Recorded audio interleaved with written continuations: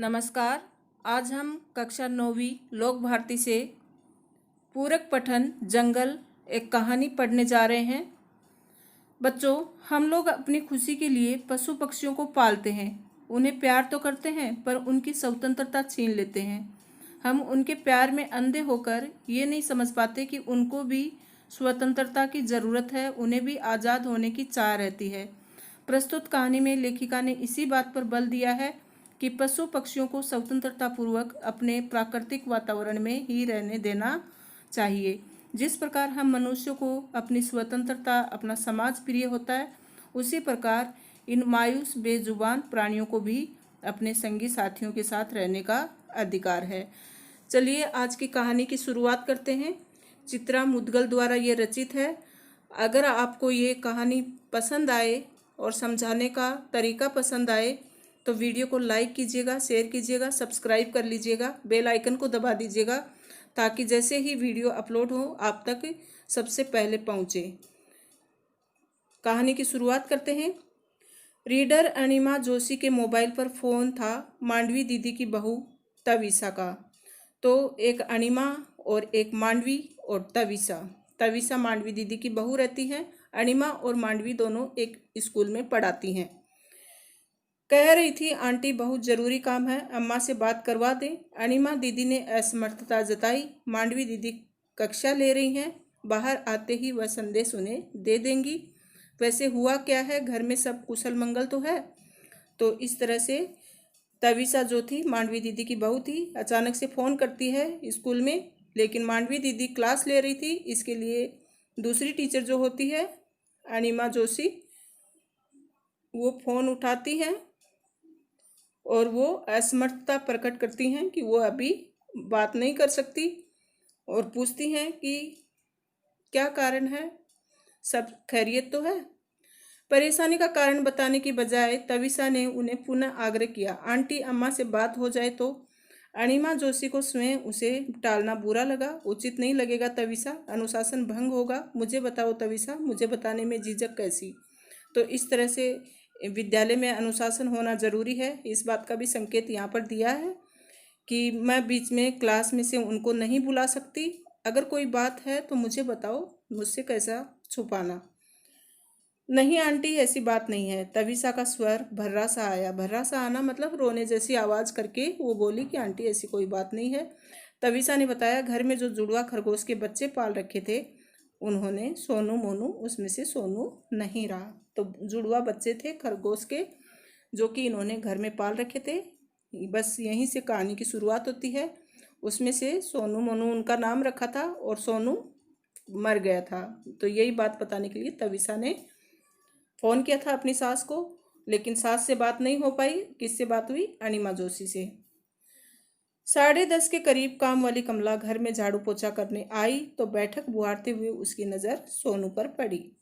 जगाने के लिए उसने सोनू को हिलाया। उसके जगाने की सोनू पर कोई प्रतिक्रिया नहीं हुई। तो जो काम वाली बाई थी कमला, वो घर में झाड़ू पोछा कर रही थी और सोनू को उठाने की कोशिश की, लेकिन वो निश्चय पड़ा हुआ था और नहीं उठ पाया। वह बुदबुदाई, कैसे घोड़े बेचकर सो रहा है शैतान। घोड़े बेचकर सोना एक मुहावरा है, निश्चित होकर सोना। उसकी टांग पकड़कर उसे सोफे के नीचे से बाहर घसीट लिया, मगर सोनू की कोई हरकत नहीं हुई। कमला ने चीख कर तविसा को पुकारा, छोटी बीजी। तविसा अचेत सोनू को देखकर घबरा गई। अचेत मतलब बेहोश सोनू को देखकर घबरा गई। गोदी में उठाया तो उसकी रेशम सी देह मतलब एकदम कोमल नरम, देह मतलब शरीर। तो उसका नरम सा शरीर हाथों में टूटी कोपल सा झूल गया। उसकी समझ में नहीं आ रहा था कि वह क्या करे। आसपास जानवरों का कोई डॉक्टर भी नहीं। अपनी समझ से उसने बच्चों के डॉक्टर को घर बुलाकर सोनू को दिखाया। डॉक्टर ने देखते ही कह दिया, प्राण नहीं है अब सोनू में। तो डॉक्टर ने बता दिया कि सोनू तो जा चुका है, अब इसमें प्राण नहीं है। आंटी आप अम्मा को जल्दी से जल्दी घर भेज दें, घंटे भर में प्ले स्कूल से पीयूष घर आ जाएगा। तो पीयूष एक घर में छोटा बच्चा रहता है, तविसा का बेटा रहता है। तो उसको बहुत लगाव रहता है सोनू मोनू से। तो उसको डर था कि जैसे ही पीयूष आएगा वो तो रो पड़ेगा इसको देखकर, पता नहीं कैसी हरकतें करेगा। तो आप जल्दी से जल्दी, मतलब उनकी जो सास थी उसके लिए वो बोल रही हैं कि आंटी आप जल्दी से अम्मा को घर भेज दें ताकि वो संभाल लें सब स्थिति। मांडवी दी घर पहुंची। सोफों के बीच खाली पड़े पर्स पर सोनू निश्चेष्ट पड़ा हुआ था। निश्चेष्ट मतलब चेतना नहीं थी, बेहोश पड़ा हुआ था। बेहोश तो क्या, मर चुका था, मतलब चेतना बिल्कुल नहीं थी। पीयूष उसी के साथ, उसी के निकट गुमसुम बैठा हुआ था।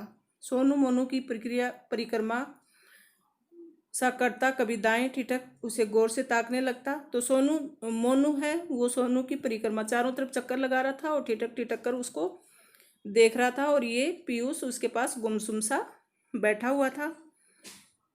पीयूष की स्तब्धता तोड़ना उन्हें जरूरी लगा कि पीयूष अगर ऐसे ही गुमसुम रहा तो अच्छी बात नहीं है, उसको चुप्पी से बाहर निकालना पड़ेगा। नन्ही सी जिंदगी में वह मौत से पहली बार मिल रहा था। मौत उसकी समझ में नहीं आ रही। ऐसा कभी हुआ नहीं कि उन्होंने घर की घंटी बजाई हो और तीनों लपक कर दरवाज़ा खोलने न दौड़े हों। तीनों कौन? सोनू, मोनू और ये पीयूष, तीनों मिलकर ही दरवाज़ा खोलते थे जब भी मांडवी दी घर आती थी। तो आज पहली बार ऐसा हुआ कि सिर्फ मतलब तीनों एक साथ नहीं आए। खोल तो पीयूष ही पाता था, मगर मुंह दरवाजे की ओर उठाए ये दोनों भी पीयूष के नन्हे हाथों से अपने अगले पंजे लगा देते। पीयूष का सिर उन्होंने अपनी छाती से लगा लिया। पीयूष रोने लगा। दादी दादी, ये सोनू को क्या हो गया? दादी, सोनू बीमार है तो डॉक्टर को बुलाकर दिखाओ ना। दादी, अम्मी अच्छी नहीं है ना, बोलती है सोनू मर गया। तो इस तरह से वो लड़का भावुक हो जाता है पीयूष, और अपनी दादी से बातें करता है कि दादी प्लीज़ आप डॉक्टर को बुलाओ और सोनू को दिखाओ, अम्मा तो झूठ बोल रही है, मम्मी तो झूठ बोल रही है। ये रूंधे स्वर को साधती हुई उसे समझाती है, रोते नहीं पीयूष, सोनू को दुख होगा, सोनू तुम्हें हमेशा हंसते हुए देखना चाहता था ना। सोनू उसकी गोद में मुंह सटाए उनके चेहरे को देख रहा था, बिटर बिटर दृष्टि से। बिटर बिटर मतलब एकटक देख रहा था, आंसू से भरी। जानवर भी रोते हैं, पहली बार उन्होंने किसी जानवर को रोते हुए देखा। मोनू को हथेली के हल्के हाथों से दबोच कर उन्होंने उन्हें सीने से सटा लिया। तो सोनू मोनू जुड़वा थे। सोनू गया तो मोनू की आंखों में आंसू आ रहे थे और बिटर बिटर दृष्टि से दादी अम्मा को देख रहा था। हिचकियाँ भर रहा था मोनू। तो देखो, जानवर भी हिचकियाँ भर भर कर रोते हैं। जानवरों में भी आत्मीयता होती है, भावना होती है, जो कि हम नहीं समझ पाते। काली बदली उनके चेहरों पर उतर आई। अणिमा जोशी के मोबाइल से उन्होंने बेटे शैलेश को दफ्तर में खबर कर देना उचित समझा था। न जाने परेशान तविसा ने शैलेश को फ़ोन किया हो या न किया हो। तो जल्दी से मांडवी दी ने सोचा कि अणिमा के फ़ोन से अपने बेटे को भी खबर कर देती हूँ, क्या पता तविसा घबराहट में उसको सूचना नहीं दे पाई होगी। शैलेश ने कहा, ऐसा करें अम्मा, घर पहुंच ही रही हैं आप, नीचे सोसाइटी में चौकीदार को कहकर सोनू को उठाकर अपार्टमेंट में लगे नाले में फिकवा दो। तो इस तरह से ये देखो, मनुष्यों की जानवरों के प्रति उदासीनता किस तरह से स्पष्ट दिखाई दे रही है कि किसी प्रकार का भाव है ही नहीं, स्नेह है ही नहीं जानवरों के प्रति, किसी किसी मनुष्य को नहीं होता है। तो वो भी बताया है। तो बोले कि चौकीदार को बोलकर उसको बाहर के नाले में फिकवा दो। उन्होंने शैलेश को स्पष्ट कह दिया कि छुट्टी लेकर वह फ़ोन घर पे पहुँचे। फ़ोन मतलब तुरंत। उनके घर पहुँचने तक पीयूष घर पहुँच चुका होगा। नाले में वह सोनू को हरगिज नहीं फिकवा सकती। पीयूष सोनू को बहुत प्यार करता है। स्थिति से भागने की बजाय उसका सामना करना बेहतर है। तो स्थिति से भागने की बजाय सामना करो। सोनू का हम वैसे ही दाह संस्कार करेंगे जैसे मनुष्यों का होता है। मैं नाले में उसको नहीं फिकवा सकती। सोनू को घर में न पाकर उसके अबोध मन के जिस सवालों से पूरे घर को टकराना होगा, उसे संभालना कठिन होगा। जमादार को घर पहुंचते ही वह खबर दे देंगी। उनकी इच्छा है घर के बच्चे की तरह सोनू का अंतिम संस्कार किया जाए। पहुंचता हूँ, शैलेश ने कह दिया। फिर शैलेश भी मान गया, बोले कि ठीक है अम्मा, मैं पहुंचता हूँ। फिर आगे दादी अम्मा है वो अपने पोते पीयूष को समझाती हैं कि तुम्हारे सोनू को ज़मीन में गाड़ने के लिए तुम्हारे पापा लेकर जा रहे हैं। नन्हे बच्चों की मौत होती है तो उनको ज़मीन में ही गाड़ दिया जाता है। तो फिर पीयूष बोलता है, दादी उसके दिल में दुख क्यों था, उसे अपने माँ बाप से अलग जो कर दिया। दादी ने समझाया उसको कि उसके माँ बाप से अलग कर दिया, इसके लिए उसे दुख था। किसने किया दादी? तो बच्चे तो अबोध होते हैं ना, वो उनके सवाल ऐसे ही होते हैं। तो फिर दादी बताती हैं कि उस दुकानदार ने, जिससे हम उसको खरीद कर लाए थे। दुकानदार पशु पक्षियों को बेचता है ना। तुम ही बताओ, माँ बाप से दूर होकर कोई बच्चे दुखी होते हैं कि नहीं? होते हैं दादी। मम्मी 4 दिन के लिए मुझे छोड़कर नानू के पास मुंबई गई थी तो मुझे भी दुख हुआ था। दादी दादी दुख से मर जाते हैं? तो वो बोलती है, कभी कभी पीयूष ऐसा हो जाता है। सोनू भी मर सकता है, मर सकता है। कैसे हट पकड़ लिया था पीयूष ने। घर में वह भी खरगोश पालेगा, तोते का पिंजरा लाएगा।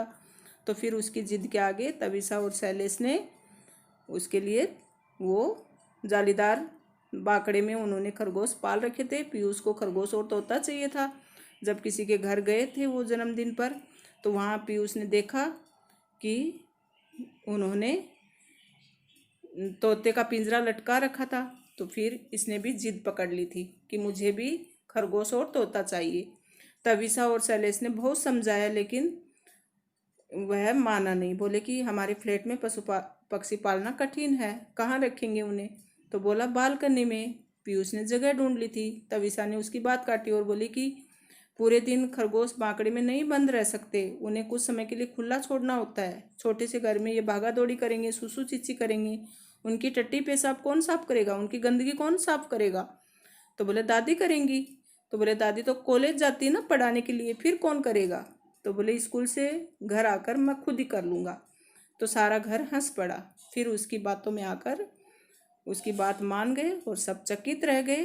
तो फिर पीयूष ने अपनी दादी को पटाने की कोशिश की और दादी ने उसके जन्मदिन पर कोई ना कोई उपहार तो देती ही थी। तो ये सोचे कि यही इसको खुशी देगा, यही उपहार। तो खरगोश और तोता ही लाकर उसको दे दी। पीयूष ने खरगोश का जोड़ा पसंद किया, तत्काल उसका नामकरण भी कर दिया सोनू मोनू। सोनू मोनू के साथ उनका घर भी खरीदा गया, जालीदार बड़ा सा बाकड़ा खरीदा। जब शांत सोसाइटी उसके सारे हमजोली बड़ी देर तक बालकनी में डटे तो खरगोश को देखते सराहते रहे और पीयूष के भाग्य की ईर्ष्या करते रहे। दूसरे रोज भी सोनू मोनू सामान्य नहीं हो पाया, क्योंकि मोनू को तो दुख था ना, उसका जुड़वा भाई खत्म हो चुका था, तो वो सामान्य नहीं हो पाया था।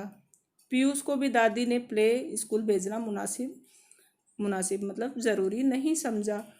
पीयू उसका घर का नाम था। पीयूष घर में रहेगा तो दोनों एक दूसरे को देख ढाढ़स महसूस करेंगे। उन्होंने स्वयं भी कॉलेज जाना स्थगित कर दिया। तो उस दिन मांडवी दी भी कॉलेज नहीं गई, पीयूष को भी प्ले स्कूल नहीं भेजा, क्योंकि मोनू के लिए उनको रुकना पड़ा। तो इन दोनों दादी और पोता के मन में खरगोश के प्रति बहुत आत्मीयता का भाव था। वहीं शैलेश का व्यवहार ऐसा दिखाया है कि उसको कोई पशु पक्षियों से लगाव नहीं था। सुबह मोनू ने दूध के कटोरे को छुआ तक नहीं, बगल में रखे सोनू के खाली दूध के कटोरे को रह रहकर सूंघता रहा। उन्हें मोनू की चिंता होने लगी। तो इस तरह से मोनू ने दूध नहीं पिया था सुबह। तविसा अपराध बोध से भरी हुई थी। मांडवी दी ने उसे अपना संशय बांटा। चावल की टंकी में घुन हो रहे थे। अब तविसा को किस बात का अपराध महसूस हो रहा था वो हम आगे पढ़ने जा रहे हैं। तो चावल में बहुत ज़्यादा कीड़े हो गए थे, घुन मतलब कीड़े हो गए थे। तो उसे सुबह मारने के लिए डाबर के पारे की गोलियां शीशी खोली थी चावलों में डालने के लिए। शीशी का ढक्कन मरोड़ कर जैसे ही उसने खोलना चाहा, कुछ गोलियां दूर जा गिरी और कुछ सोफा के नीचे चली गई। तो एक आध गोली कोने कोने में चली गई होगी। दादी मोनू मेरे साथ खेलता क्यों नहीं? बेटा, सोनू जो उससे बिछड़ गया वह दुखी है। दोनों को एक दूसरे के साथ रहने की आदत पड़ गई थी ना। मुझे भी तो सोनू के जाने का दुख है। दादी, क्या हम दोनों भी मर जाएंगे? तो बच्चे तो अबोध होते हैं, मुंह से ऐसी बातें निकाल देते हैं। मांडवी दी ने तड़प कर पीयू के मुंह पर हाथ रख दिया। डांटा, ऐसे बुरे बोल क्यों बोल रहा है? पीयू ने प्रतिवाद किया। आपने ही तो कहा था दादी, सोनू दुख से मर गया। कहा था, उसे अपने माँ बाप से बिछड़ने का दुख था। जंगल उसका घर है, जंगल में उसके माँ बाप हैं। तुम तो अपने माँ बाप के पास हो दादी, हम मोनू को उसके माँ बाप से अलग रखेंगे तो वह भी मर जाएगा दुख से। मांडवी दी निरुत्तर हो गई, मतलब उसके पास कोई उत्तर ही नहीं था। दादी, हम मोनू को जंगल में ले जाकर छोड़ दें तो वह अपने मम्मी पापा के पास पहुंच जाएगा, फिर तो नहीं मरेगा ना। तो इस तरह से बच्चे को भी ये बात समझ में आ गई कि माँ बाप से अलग होकर कोई खुश नहीं रह सकता, चाहे वो इंसान हो या फिर कोई जानवर हो, नहीं मरेगा। पर तू मोनू के बिना रह लेगा ना? मांडवी दी का कंठ भरा है। रह लूँगा, ठीक है। शैलेश से कहूँगी कि वह रात को गाड़ी निकाले और हमें जंगल में ले चले। रात में ही खरगोश दिखाई पड़ते हैं, शायद मोनू के माँ बाप भी हमें दिखाई पड़ जाएंगे। दादी, मैंने आपसे कहा था ना मुझे तोता भी चाहिए। हाँ कहा था, अब मुझे तोता नहीं चाहिए दादी। मांडवी दी ने पीयूष को सीने से भींच लिया और दनादन उसका मुंह चूमने लगी। तो बच्चों, ये कहानी आपको कैसी लगी और इस कहानी से आपको क्या संदेश मिला, ज़रूर कमेंट बॉक्स में लिख दीजिएगा। धन्यवाद।